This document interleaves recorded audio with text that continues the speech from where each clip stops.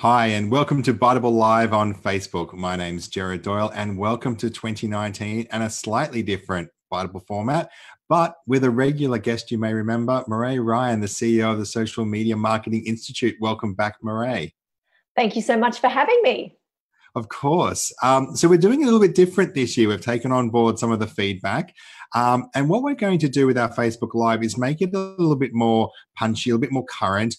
And with our guests, we're going to be talking about the news as it happens, the current events, the trends, things that maybe haven't actually happened yet, rather than necessarily just talking and giving advice. And that hopefully will make it a little bit more of a conversation and a little bit more about Facebook Live. So we've got a few little topics to discuss today, Marae. And the first one that we're going to get into is Facebook's never-ending quest or failing quest to attract Gen Z. Now, first of all, I can't always remember what Gen Z is. Maybe you've got a better idea actually than me. Well, I've got three Gen Zs who live with me, so I have a real example of who Gen Z are. But essentially, they're people who were born between 1995 to 2010. So I've got a 13-year-old, a 16-year-old, and a 19-year-old who are slap bang right in the middle. So that's who Gen Z are. It's interesting. I think about it, and I've got a 10-year-old, and she's just got her phone, and so you're looking at the way they interact with their phone and what they do, and you can kind of see the way Facebook's going to struggle because for my daughter who's 10, really she's just using Messenger. Like that's all she really needs to do. She's just looking for one-to-one communications or small tight groups. She's not looking for that Facebook experience that you or I would have signed up for. So it's almost like Facebook's pushing a platform that just, I guess, isn't desired by that generation. Is that the same experience you're seeing? Oh, absolutely. I always joke when we talk about the different platforms and how they're being utilized. I guess initially, Facebook was a cool place to hang out when it was first came to be. And I always laugh that, then the mums came on and then made it really uncool. And so then the younger group want to move off, so mum's not there. And so, then they move to places like, say, Instagram, and then sometimes the mums come along and sort of start to engage there and kind of, I guess, ruins it a little bit too. But then I laugh that then they go onto Snapchat and the mums have no understanding at all of how Snapchat works. So the Gen Zers go, awesome, mum can't follow me here. And so I agree with you. Like the way I see my kids use Facebook, they don't use it to follow content. They don't use it to engage with their friends. Essentially, they mainly use it as a messenger type format, as you were saying, but they actually don't use it to communicate with each other. They actually use Messenger to communicate with us oldies. So I find that they use it to communicate with me and my husband. And then as a family, we use it to communicate with each other. They also use it to communicate with other family members, their grandparents or cousins and things like that. But to actually use it to engage with their friends, they're not there.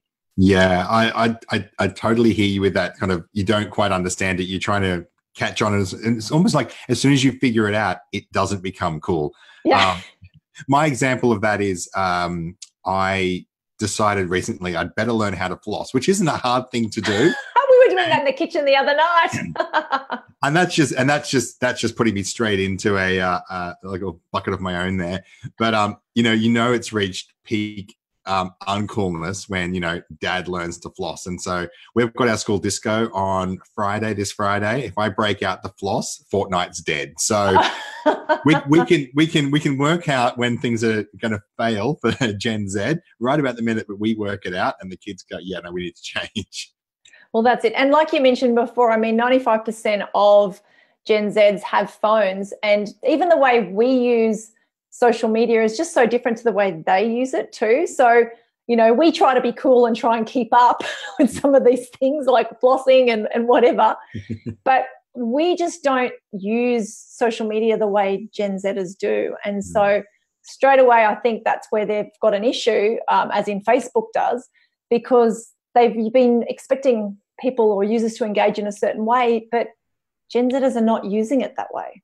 Yeah. And look, it's also interesting. I still look at it from a marketing point of view, and, you've still got a huge audience on there. The vast, vast majority of any money I spend on Facebook is going to be, targeting people 18 years and older. So for me, from my here and now needs, I'm not too concerned about it. If I was $100 billion Facebook social media network, yes, I'm looking into the future and saying, how do I hold my business together? But for the here and now, I mean, very few marketers I know would be actively seeking 10 and 13-year-olds. It's, apart from the fact that in most instances it's not legal to do that kind of work. That's just not where, that's where I'm not really at that point yet as a marketer, so I'm not too worried. I do think, though, Jared, is that the older part of the demographic, they are they're consumers now, and they're influencing decisions. So when you think about the decisions that you make within your household, they're very driven, especially if you've got teenagers from, say, 13, 14 and upwards. The decisions that you make are vastly driven by that demographic within your family. So whether that's the purchasing decisions when it comes to clothing or technology, all those kind of things, they still are being driven by them, even though they technically are not the decision makers. So I think we need to look at how we as marketers can influence those decisions through the different types of social medias, because they already are having an impact as marketers, as in the consumers, I should say. And whilst we might not target them specifically, I still think that we need to be mindful of the messages that we share with them. Yeah, that's a really good point. Yeah, really good point. I hadn't sort of thought about that, but then I also recognize that so much of what our family does is driven by the kids. Like, I pretend I'm in charge, but I'm not really. We all pretend we have control, but we really don't. We're just on the ride. So I think it'll be interesting. You get the sense that with a massive war chest of cash that Facebook's more likely now to probably make acquisitions again. So, we've often, I do a lot of work in the startup land, and people sort of, don't try to create another social network. That's been done. But you get the feeling now that Facebook is going to be on the hunt. And if anyone starts to get a little model that works, it'll probably take off quite well. Unfortunately, I think with the departure of the founders of Instagram and WhatsApp, the appetite for founders to sell out to Facebook and have Mark Zuckerberg ultimately come in and usurp them probably isn't going to be as high as it once was. So interesting times. Well, it is. And I mean, we've already seen Facebook with the acquisition of TikTok and how they're actually trying. I mean, that's a Musical.ly style platform, which is obviously trying to really target that young demographic, because if they can get them engaged in their ecosystem, I guess the hope is that as they move forward, that they will engage in other ways. So Facebook is obviously very hungry to make sure they're connecting right from that younger age. But yeah, I guess you've got to think if you're looking to create a startup, especially in that social media space, you've got to understand, well, what do you actually want out of that? Because if your end game is to be able to sell, then, there are great opportunities there. But if you want to be involved, I think for any founder, it's very difficult to be able to relinquish any power to anybody. And I think you've just got to decide whether you want to run it yourself or whether you want to sell it out, because to do both, to still have control and sell out, it's not a reality. No, I think you're exactly right. And now you've given me homework, which I'm going to have to go and ruin TikTok for Facebook as well now. I don't know what it is. I'm aware of it, but I'm going to have to do, I can floss, and now I'm going to have to TikTok, whatever that is. I'm going to have to learn that as well and destroy my kids' lives. Yeah, it's basically like Musical.ly. So if you understand Musical.ly, then... No. My homework is getting longer. Well, basically what that is that's especially the younger, and we're talking 10 to 13 kind of age group. Musical.ly is about singing and lip syncing to popular music and doing, creative performances, I guess, to engage your audience. And TikTok is very similar to that. So it's trying to engage them very young to then obviously continue that user journey as they age. Right. Okay. I have lots of homework. Thank you, I think. So moving on, and sticking with Facebook, Facebook Watch, Facebook's kind of new brand name they've given to what's ostensibly like a new tab in their messenger or their app to get us to watch more videos. I don't know if they needed to give it a name, but obviously this is just Facebook's constant push to try to make video the center of what they're doing. What do you think the logic is with this move? Well, I think people say, well, they're trying to take on YouTube. And I think to be able to take on YouTube when YouTube has a decade of content that really has made it such a massive powerhouse. And for most people, it's still, even with the younger demographic, I mean, they watch YouTube. It's interesting because we talk about Instagram and Snapchat, but then all of them are watching YouTube. I mean, instead of going and watching TV, my son will go downstairs, put on his headphones, turn on the TV and connect to YouTube and just watch lots of YouTube videos. It's ridiculous, isn't it? I've got a 6-year-old son, and that's his number one request is YouTube, and he wants to watch Minecraft videos. So he watches somebody else play a game that he could be playing. And I used to find it irritating, and I still do a little bit, and he doesn't watch it that often. But what's interesting is he watches, he learns, and then he applies that to his play on Minecraft later on. So, I think we need to be a little bit flexible with the way they're learning. But as you said, he's not going to Facebook to watch those videos. He knows it's on YouTube, and that's the place where he's defaulting to, and he's 6. And it's an interesting thing because even though Facebook is more targeted to our demographic, I'm still not watching Facebook Watch. I just find that if I want to watch something, I still default. And I guess this is a decade of conditioning, is that I'm automatically defaulting to YouTube still. And even though there is a tab at the bottom that tells me to watch things, I basically see the notifications and go, do you know what? I actually don't have time to watch those things. So I think that Facebook has a lot of work to do if they want to encourage the growth of Facebook Watch and have people engage with that content, because we already are stretched when it comes to content consumption. And to, again, have another place where we need to focus our time, to me, it hasn't really been sold to me very well yet, and why I should spend my time doing that. Yeah, I tend to agree. I mean, the two things that jump out at me is in the app, I've got that, it's not what to call it, 0 inboxes for your email. I've got on my phone, I've got like this 0 red dot policy, and I hate having yes. apps with the little red dot in the corner. And Watch just turned up and then put dots on there. And I thought, well, no, that's not a message for me. That's just you saying there's some video I haven't consumed. So it took me a good 20 minutes to work out how to turn Watch notifications off, because I found that quite irritating. And I just think that's not the Facebook that I knew. They're really trying to push their audience into that video. So I'm with you. I think they're going to struggle. If I was Facebook, if I was Mark Zuckerberg, well, first of all, I'd buy more cars and things, but I think I'd definitely focus on paying, and I know that they have a fund to do this, but generating and buying content. So taking a real Netflix approach and saying, look, we've got an audience. Let's start buying content. Let's buy exclusivity, and maybe let's actually fund and produce content that's unique to Facebook. I think if they can take that play out of Amazon and Netflix books, maybe that's the approach. If I want to watch something and it's only on Facebook, maybe that's the way they're going to monetize it. And with an arsenal of advertisers like us who will go in and actually buy those pre-roll and mid-roll ads, they can democratize, as much as Facebook will democratize anything, democratize TV advertising. So I think there's a play for Facebook. I think the current play maybe isn't right, but I can see a world where Facebook Watch or Facebook TV or whatever it ends up being called really becomes a media buying platform like Facebook is, where everyone can all of a sudden start to buy TV ads. So I think there's a play for them. I don't think they've got it right. Like you said, I think YouTube still has that decade advanced march on them, but it'll be interesting to see how it plays out. Well, I know that Facebook has already made that play, and they've actually got some programs that are just unique to Facebook. I think, for example, of the Humans of New York, and I know that they were actually producing content through Facebook Watch that is just exclusive to the Facebook platform. So I do know that they are actually in the process of doing those kind of things and connecting with influencers or people with large audiences to create content. So I know that they've already started that. As to the success, I don't know the answer to that. But I agree. I think if they look at a way, they've got the hardest thing with most people when they start a business is getting the crowd.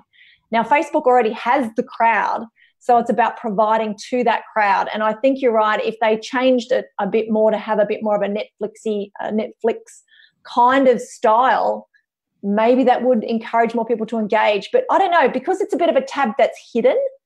If it came into my feed, I guess I would be more likely to see it and maybe engage with it, because it's a tab down the bottom that has little notifications. Like you, I hate having those notifications there, but at the same time, I don't want to be beholden to those notifications. So, I'm not going to have a look. So I think they've got to work out how they can better do that. And if they can get that right, then as you said, I mean, advertising just gets blown wide open in regards to ways that, advertisers and marketers can reach audiences through the pre-rolls and mid-rolls and things like that.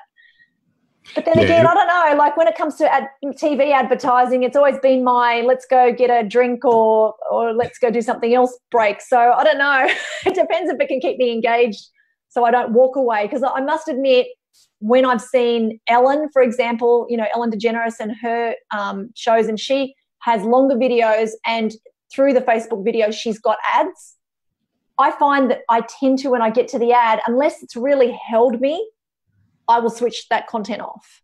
Yeah. So it's not actually really encouraging me to continue watching. As soon as we get to that first ad, unless it really is great content, and whilst Ellen's great, sometimes it's not enough to keep me watching, and I'll actually use that as my chance to get out. So I think there's definitely lots of work that has to be done in that space. Yeah, it is interesting, isn't it? You sort of, it's that cue to say, oh, I'm actually not that committed to this video anyway. Yeah. Click it off, go somewhere else. That's right. And I find that as our attention spans are getting less and less, we're not prepared to sit around and wait. We're going, okay, there's so much other stuff that can grab our attention.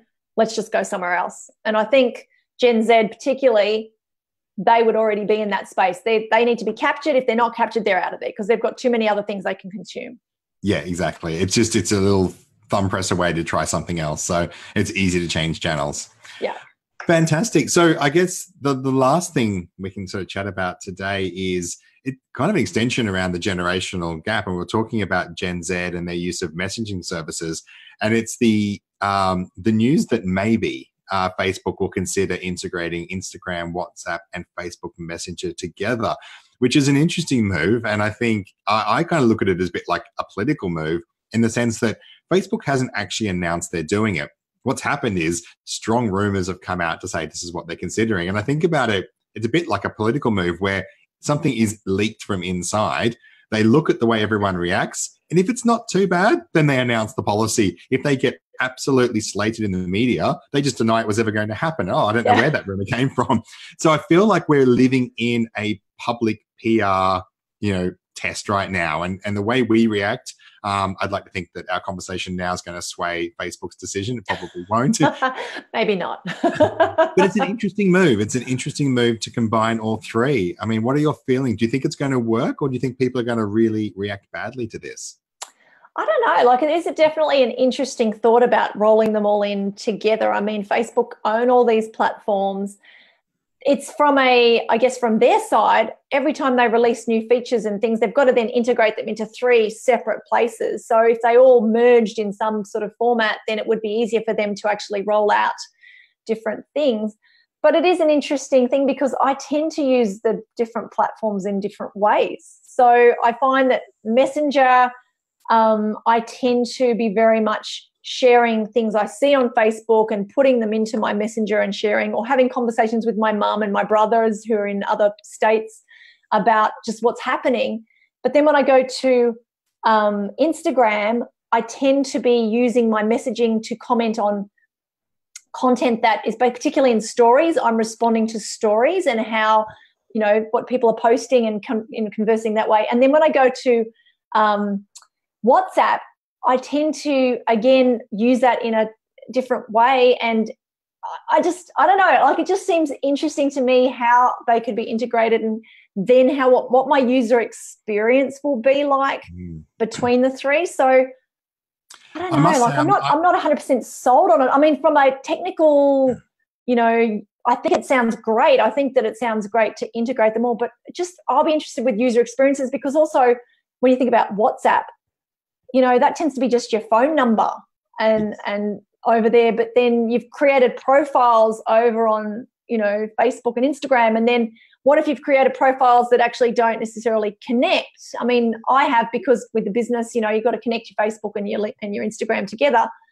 But then how do they all link together? I mean, that's not my space. I'm not a technology expert, but it definitely adds a lot of thought to how that user experience will be. Yeah, my understanding is, and again, you were basing on a leak here, so it's not going to be that accurate. But the idea is that if we were on a Facebook Messenger, or or if you were on Facebook and I was on WhatsApp, I could message you on Facebook, but via WhatsApp. So all of a sudden the platform doesn't really matter. But I think your point is the most important thing is what you said is I use each of these services differently. And so I will respond to a WhatsApp message much more readily. Like to me, that's closer to an instant message. It feels like a text message. I find when something comes up on WhatsApp, I treat it like it's a text message. The color of WhatsApp is on my iPhone, it's the same color. So I guess I've been conditioned that when I see that green and I get a notification that I need to respond to it quickly. Yeah. And like you, we said, my phone number is attached to WhatsApp. I don't put my phone number on Facebook. Now, I know, I work in the industry. I get that Facebook knows my phone number. They've combined the two. Sure. But it is a different world, and I've got friends, air quote, friends on Facebook that, I went to school with back in the, mid 90s. It's a very superficial relationship. That's not the same relationship as messaging people. That's about coordinating, soccer pickups or meeting friends for drinks or commentary channels on TV shows. It's a different experience. And I think it's almost I think it's the wrong approach in the sense that, like you said, we use them for different reasons. And if you muddle those different personas up, and again, like you said, I have business personas and I have personal personas, and they are different. I don't really want those streams crossed, a bit like the Ghostbusters. I feel like if you cross the streams, you're going to blow up a marshmallow man or something. I can see a meme coming out here. Somehow I'm going to turn Facebook into the marshmallow man. Yeah. And it won't work for Generation Z because they'll have no idea what the marshmallow. Oh no, there's a new Ghostbusters. They will know. Yes, they do. They do understand. And if you're going to talk any language to Generation Z, it's memes. Yep.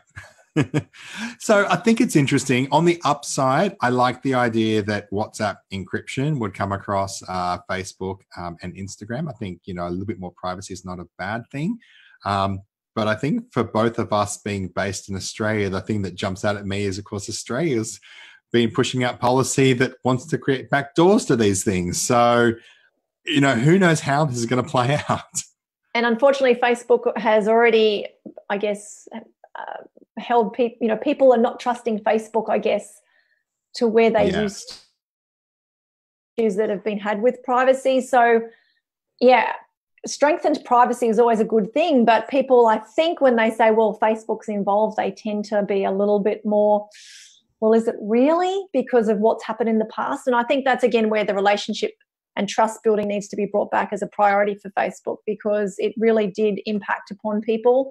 And so when people have left Facebook to go to these other platforms, even though some of them are still, yes, owned by Facebook, I still think there's a lot of trust that needs to be built back so that people can feel comfortable. So merging them together for some people could be a really big red flag.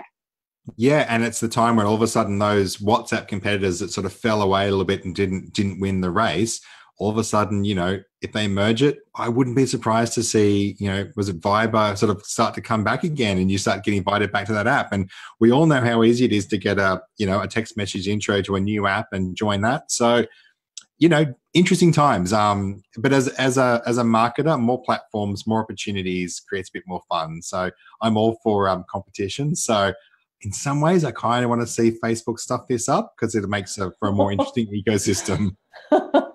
Well, for me, I just want, I love social media. I would like to see all these things work to the benefit of the user. And I think sometimes with any social media platform, it's more about obviously to the benefit of the organization or the platform themselves, which I understand that from a business perspective. But, at the end of the day, it's about the user experience. And I think always the user needs to be at the forefront of every decision that's made. And sometimes that's hard when you've got competing business interests. Fantastic. Yeah, great point.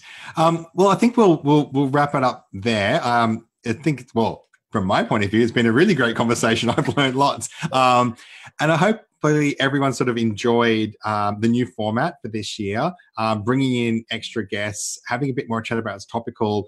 We're hoping what it means for you is you can engage a little bit more with the conversation. So it's not about asking questions, it's about sharing opinions on things that aren't really formed yet, trends, and seeing where the market moves. So this is the new format.